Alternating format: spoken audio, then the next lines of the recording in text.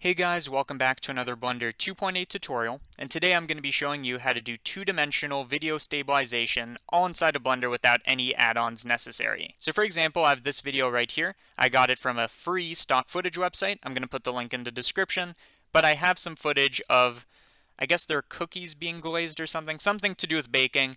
But more importantly, you see that there's a lot of camera shake going on. So in terms of the camera position, it's moving everywhere. In terms of rotation, there's a bit of tilt. If you look very closely, there's a bit of camera rotation.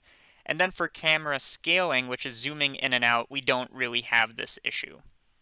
But the technique I'm going to show you for stabilization is going to fix this camera shake in terms of position, rotation, and scale for the 2D case. So let's take this stock footage and bring it into Blender 2.8.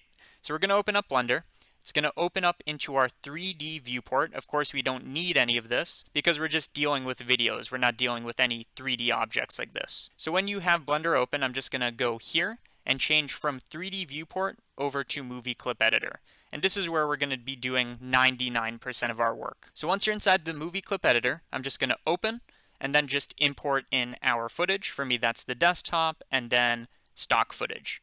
So it's going to load in right here, and the first thing you're going to notice is you have this window right here with all the information, and we can toggle this in and out with N. So just hit N, and we have all this information. So for example, this is 1080p footage. Let me make this a bit bigger. It's 30 frames per second, and there are 272 frames for this video. So the first thing I want to focus on is this frame rate, 30 frames per second. We want this to match with Blender's frame rate. So to make this happen, go to the Output tab right here, and then in your frame rate, just click this drop down. And in my case, it's 30 frames per second. Yours might be 24 or 60, but just change it to the relevant one. And if yours does not show up on this list and it's a weird number with a decimal like 30.5, you're going to want to go over to custom. But when you type in 30.5 with a base of 1, you're going to notice that it rounds up or down. In this case, it rounded up to 31. So to prevent this, if we want 30.5, we're just going to scale everything by 10. So 30.5 turns into 305, and then 1 turns into 10. So essentially what we're doing is dividing these two numbers. So 305 divided by 10 gives us our 30.5. So for 30 frames per second, we can either do 300 over 10 or just, 30 over 1, which is default. So we're going to do 30 frames per second. Okay. Second thing is that you see that this is 272 frames long, but our Blender project is only 250 frames long. So this video is longer than this project. I mean, easy fix, you can change this to 272. But if you don't want to do that, I'm just going to change it back. There is a button that automates this, and that is Set Scene Frames. And you see it automatically turned this to 272 when we clicked it. So in this case, we'd be stabilizing this whole footage, but for the sake of this tutorial, I'm only going to do the first 150 frames or so. So now I'm only looking at this video for the first 150 frames. And it's not like doing the whole thing would be any different. This is just so everything loads faster. And talking about loading faster, you see if we take our play header and move it down, we have some very, very choppy footage. It's not loading very quickly at all. Even if you have a good computer, it should have this issue. So we're going to go over to the first frame, so shift and then left arrow to do that. And we want to solve this issue. And you can either play the video, shift spacebar for me, for you it might be alt spacebar for play. So you see as we play, we get this purple line, which means basically this part of the footage is good. So you can either play all of this footage out and then it's going to load into memory, or just hit prefetch right here. And it's going to do that automatically for you. Okay, so now all this video is in memory. You might still have to play over parts of it to get it loaded, but generally this is going to be a lot better. So you see now we have some smooth motion. And this is very useful for when we're going back and forth for stabilizing. So for stabilization, the main idea is we're going to pick a point on this footage. Let's say we pick, this point right here. We're going to track it along the footage. So as this moves to the right, the tracker will also move to the right with the footage. And then once we have all our tracker data, we're going to use that to stabilize. So if this goes up, we're going to correct it by moving the footage down. And that, stabilizes the position. And we also have ways to deal with rotation and scale. So what tracker do we want to use? Well, we want a point that stays the same throughout this whole footage. So if I put a point on this brush, it doesn't work because the brush is moving around everywhere. Plus, we don't want to stabilize to the brush or this footage is going to be moving everywhere. So some contenders are, some spots on the cookies. We have this kind of dark area right here, which would be good. Just look for a high contrast spot. The reason I'm not going to pick this one right here for now is because it's on the boundary of our video, and we want to stabilize to something near the center because that's where the viewer's attention is going to be. So I think there is an obvious candidate, and it is this spot right here. So I'm going to go back to the first frame, shift and then left arrow to do that, and then we are going to add a tracker. So to add a tracker, there's a bunch of ways, but the fastest is to hold control and then click. So control click puts a tracker, and we can change over to the tracking window right here, and that's going to give us some tracker information. You see we have this view right here which lets us move it, and we're also going to save our project because I haven't done that yet. So control S, desktop, and I'm going to call this stable, not with caps, stabilize, just so we don't lose any progress if we have a crash. Not that we should have a crash, but what we need to do now is track this feature along the video. But I want to talk about how this tracker works a bit before we do that. So we have this little box right here which says, what are we looking at? If I scale this up with S, you see it changes here too. So now we're looking at this whole area. We can rotate it with R, move it with G, same as usual. So I'm just going to scale it down with S, just so we only have this dot. And then we need a second bounding square. So you can hit Alt S to show that. That's Alt S, or just go to Clip Display and enable search. And that's going to give you this box, which we can also make bigger and smaller. And the way this works is basically, again, this box says, what are we looking for? So we're just looking for everything inside this box, which is the brown spot. And then this bigger search box, from the name, you can tell that what it does is it says, on the next frame, you see this thing is going to be moving, right? And we're going to track it. But where should I look for this little pattern? And it's saying only look within the contents of the search box. So if it's very small, it's only going to search inside the small area, so it's going to compute fast. Or if I go like this, it's going to take a long time, but it will search in a larger area. So in this case, you see if I play the footage, this thing is moving, but not really that much. So I'm just going to make it a little bit bigger than this.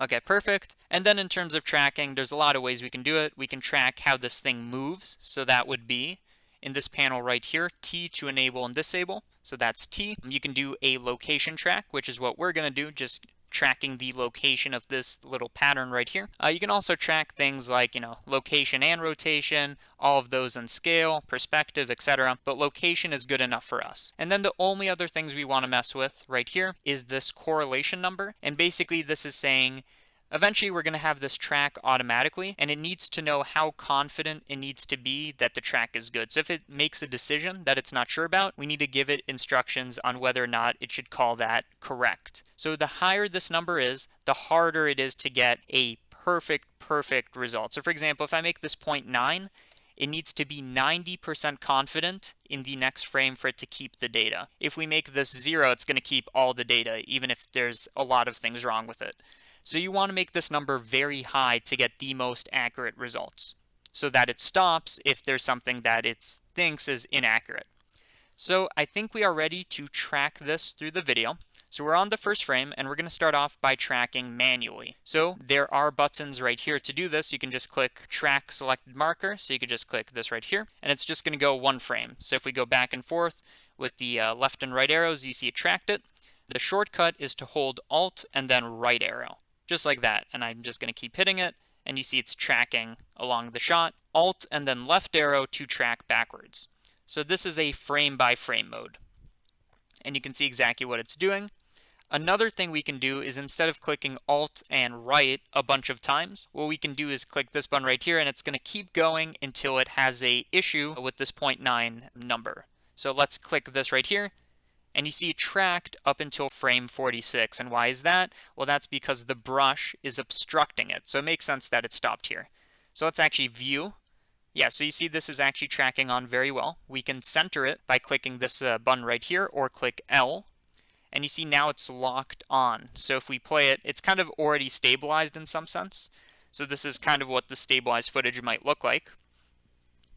But really all this does is it lets us view a more centered view of our track. So you see it's tracking up until frame, let me go back, frame 46 where this is obstructing. Now there's nothing we can really do without data from outside here to figure out where this is, right? It's obstructing it. So what we do is we make our best guess. So you see from this frame to this frame, it only moved a little. So I'm just going to hit G to grab it, and we can set a keyframe manually. So I'm just going to click here, and now it says this tracker is going to be here for this frame. And you can see when we go back and forth, if it's correct, this shouldn't be moving that much. This is our stabilization point. And you see, indeed, this isn't too bad. You can always correct it, so you can say it did go down a little. So you can grab this and correct for that. Hold Shift while you move it to make it a bit more accurate. So now we have something a bit more accurate. If I hit Alt and then right-click again, it's going to try to track it. Now it's actually tracking this red area right here, which for this case, it's fine because it's not moving, but soon it's going to be an issue. So Alt-right arrow, now it's really doesn't know where to go. So we're going to correct it by hand. Basically, you just want to keep going back and forth. I guess it should be around here. Yeah, there we go. So that's looking more stable. And looking at this path right here really does help. So in this part of the footage, the camera shake isn't too bad, so all these points should be close to each other from frame to frame. And soon, hopefully, this brush gets out of the way so we can get this unobstructed. So let's go another frame, Alt-right. Okay, so it's kind of visible here, so I'm just going to put it around here. You can also move from here, like I said, holding down Shift to do it more precisely. Another frame, and now we have everything back. Like that. So if we hit Alt-right, now it's going to track on correctly because this thing's unobstructed. And more so, we can click this button right here or Control-T to have it finish the job. So it went up to frame 150. Of course, we could go further to 272 frames, right? But I'm only doing the first 150 frames. So let's do a save, and let's see what we got over here. So we're seeing that it's locked on because we have this lock on key right here. And we're seeing that it's tracking on fairly well. Let's see. Yeah, even when the brush is obstructing it, you see there's a bit of shake because we didn't do it perfectly. But this is still pretty good. Okay, perfect. So now that we have this thing tracked on, we can actually lock it by clicking this right here. So this locks it, so we're not going to be able to grab it and move it around. And then we can just rename it to maybe stabilizer because this is our stabilizing point. So right now, I'm going to disable this. Right now, we don't actually have anything happening, right? We just play the video, and it's the video with this tracker moving along for the ride. Right? Nothing special. But we want this to be our stabilization point. So to do that, you might have guessed, you go to the Stabilization menu and enable it. You then go to Tracks for Location, and this is saying, what should I stabilize to? And we're just going to do a single tracker right here. So we can just, I'm going to go to Track. Now, I think this should be selected by default, but you can always unlock it and make sure it's selected. Go to Stabilization and then click Add when this is selected. And it's going to add our stabilizer. Now, I'm pretty sure we didn't actually need to unlock it. Just wanted to stress the point that it is selected. Okay, so now we have our stabilizer, and it will only use it for position. For rotation and scale, we need another tracker for more information. And again, if we play this, nothing happens, right? So, what's the point of this panel right here? Well, the thing is, we're still displaying the normal footage. So to display the new stabilized in terms of position with this tracker footage, what you do is you go to Clip Display and then do Show Stable. So the first frame is going to be the same because our anchor frame, which is saying what's our reference for the rest of this video, this is equal to 1. So it's saying this position right here at frame 1, this is what it's going to maintain. So now if I play the video, you see that it's actually moving around, and this tracker is staying locked on to wherever it was on the first frame in this case. If we change this to 10, that can move around, so it's going to be now stabilized on where it was on the 10th frame, etc. So I'm just going to go back to 1. And it's stabilized. Of course, the sacrifice is that this doesn't fill frame anymore, but there's nothing we can do about that because the camera wasn't there to film it in the first place, right? So that's the sacrifice we make. Of course, you can enable auto scale right here, and it will crop this in the least amount it has to so that everything's filled in. So it doesn't overdo it, so it's not going to zoom in further than it needs to. And then you see this is looking very stable. Probably the worst part is going to be when this brush is going over. So let's see. Yeah, so it's moving a little, but even that's not bad. So you see this is now super, super stable. Perfect. I'm going to turn off auto scale. Okay, so the only other issue that we have now, I guess it's still in auto scale. we can just undo, turn this off, bring this to 1. Okay, so now we've undone this auto scaling. So the other issue is, which it's very subtle, is again, there's this motion that's happening, this camera shake, but there's also a tiny bit of camera rotation. So if you were to make a line here, over time it's going to tilt one way or the other as this camera rotates along the footage. So to get camera rotation stabilized, what we have to do is add another tracker. So for example, if I add a tracker here, which was our original idea, we're now going to have 2 trackers. And initially they're pretty level. If I was to put one here, they're about the same height. But over time, maybe this one will be higher, or maybe this one will rise higher. And this horizon is going to be changing. And that gives us information about rotations. And then the distance between these two, if it grows in, that must mean that we kind of zoomed into our footage, or we came in closer to this area. So the distance between these two is going to give us information about scale, and then which one is higher than the other is going to give us information about rotation. So we're going to do the same thing, T to enable this menu. I'm going to control click here to get a marker right here. Go into track just so we see what we're doing, scale this in a little, maybe bring up the search area, and we can hide that with Alt S. And then we can either track manually or just hit Control T. And you see that it should, yep, it made it to 150 frames. That's because the brush never obstructed it. Yep, it seems like it didn't. And you see we have a pretty good track. Of course, you can always go in and edit this path by hand, but this is pretty good. So this track I'm going to call our rotation scale marker. So we're going to be using this one for the position, and then we're going to be using both of these together in conjunction to get this rotation and scaling stabilization. So what do? We take this, right? We take it, we go into stabilization, and now we're going to enable rotation and scale. And now we have another window to add in more markers. So we're going to have this selected and click plus, and we have our rotation and scale. So as long as in clip display we have show stable, now it's going to do a stabilization of both position and rotation, and technically scale as well, but that shouldn't really matter in this case. So I'm just going to play this, so we definitely have the position, and then like I said, the rotation should be fairly subtle, but we'll see if we can find it. Yeah, here it looks like this corner of the footage is a bit lower than this one, so there's a tiny bit of rotation. It makes sense that there isn't a lot, you don't see a lot to begin with, but it does seem like this corner is higher than this one. Let's go back into our 150 frame range.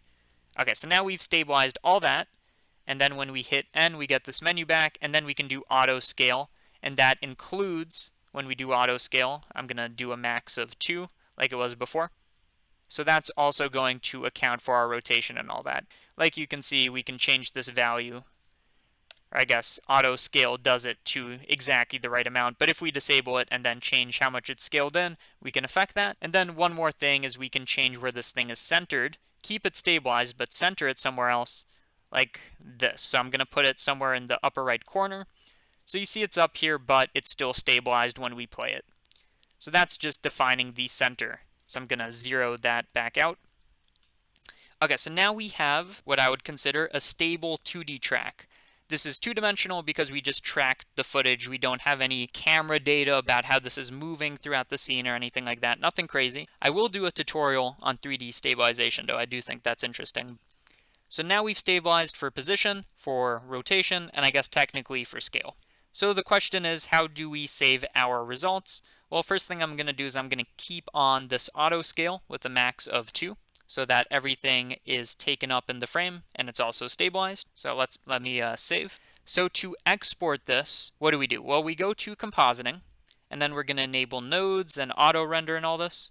And if you've never messed around with this compositing mode, don't worry, I'll walk you through it. So basically, we have this composite node and then something called a viewer node, which you can either add with Shift A and then output and then viewer. Or a faster way is if you have Node Wrangler enabled. And if you don't, go to Edit, Preferences, wait for that to open. I don't know why Preferences always take so long for me. Go to Add-ons and then look up Node Wrangler. So make sure this is enabled. It comes with Blender 2.8. And what this lets you do is select any node and then Control-Shift, click it to add this viewer, as you can see. So again, do that or Shift-A, output viewer. So that is Control-Shift-Click. So we are going to delete this node right here with X, and then what we're going to add in with Shift-A is we're going to add in an input and then our movie clip. Okay, so I'm going to Control-Shift-Click this to make it our viewer and also our composite. And right now you see nothing, but that's because we haven't selected a movie clip. So again, right now we're kind of setting up what is going to be exported at the end. So go to your movie clips, and then I'm just going to select stock footage, which is the same one as before. And then you see in the background we have our stock footage. And if it's zoomed in a bit too much, you can do Fit right here, or you can just click V to zoom out and then Alt V to zoom in. But I prefer Fit, it's a lot faster. And then if we scrub through this footage, it's going to take a bit to update, but you're noticing that this is not stabilized. So it's literally taking our footage and putting it in both of these, right? It's not doing any of our stabilization. So how do we get this information back? Well, there is a node for this, so you do Shift-A, and then I'm not sure exactly where it is. We can look for it, but I do know you can just type in Stabilize in here, and you have your Stabilize 2D node. So I'm just going to bring this in. And what this is going to do is we're going to feed our movie clip, which right now is unprocessed, just going in here and then out to both of these. We're going to feed it through the stabilization, which is going to do, what we did over here in the movie clip editor. It's going to put in the stabilization, go back to compositing, and then we're going to feed this into our viewer and composite. So let's do that. So I'm going to put this here, Control-Shift-Click this. Perfect. And you see that nothing is showing up again, but that's because we now need to select the type of stabilization, and we're going to do the stabilization that we did for the same piece of footage, obviously. Now if we play this, you're going to see that we do have our stabilization, and it's also cropped in because we do have auto scale. If we disable this, or bring it over to 1 and then disable this, and then go back to compositing, you're going to see it should update, and then yeah, you can see that it's still moving throughout the frame and it's not cropped in at all. But we're just going to go back and enable this on 2, like that, and you see it should update. Yeah, there we go. Okay, so now it's pretty much outputting the correct thing, but how do we actually render this? So again, just to reiterate, we have our movie clip node set to this, going into our stabilization node. So this is unprocessed, being stabilized with this node with the same stabilization as the footage. And you can also do an inverse stabilization, by the way, which is interesting. So that's kind of taking something stationary and adding the motion back in, which is kind of a neat idea. And we might talk about that in the future, but ignore that for now. And then we're feeding it into our viewer, which is what we're seeing. If I disconnect this, you see nothing. And then our composite is what is going to be exported. Okay, so how do we actually render this? So we're just going to use Eevee, should be fine. Yeah, we'll do an Eevee render. And then I'm going to go to output. Again, we have 30 frames per second, up to 150 frames. And then I'm just going to do a PNG sequence, 0 compression. And let's make a folder in here. We'll call this stabilization output. So we're going to render our frames into this folder. And if you don't want to do frames, of course, you can just export the video. So you just click this, change it to the encoding to something like a MP4, MPEG-4, and you're on your way. I'm just going to do a sequence, so it doesn't really matter. And then I'm just going to set our directory to be that folder, stabilization output, and then output is going to be the file name. And then when we render, yes, when we render, it should do everything correctly, but we will see about that. So I'm going to go over to my first frame. You can go to render, render animation, or just Control F12. Okay. So you see it's going frame by frame. Using Eevee, it's very quick, and immediately you can tell that it's cropped in. It's a lot more zoomed in because of our auto scale, and it is definitely looking like it's stabilized. So I'm not going to render this entire thing right now. Just going to let it do something like 20 frames. And then we'll go into that folder and make sure we have the correct thing outputted. But normally you let this go until it, did its 150 frames or 272, I think it was.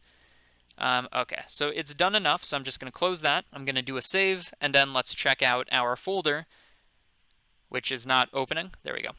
And it's just littered with a bunch of frames here. So let's open this up.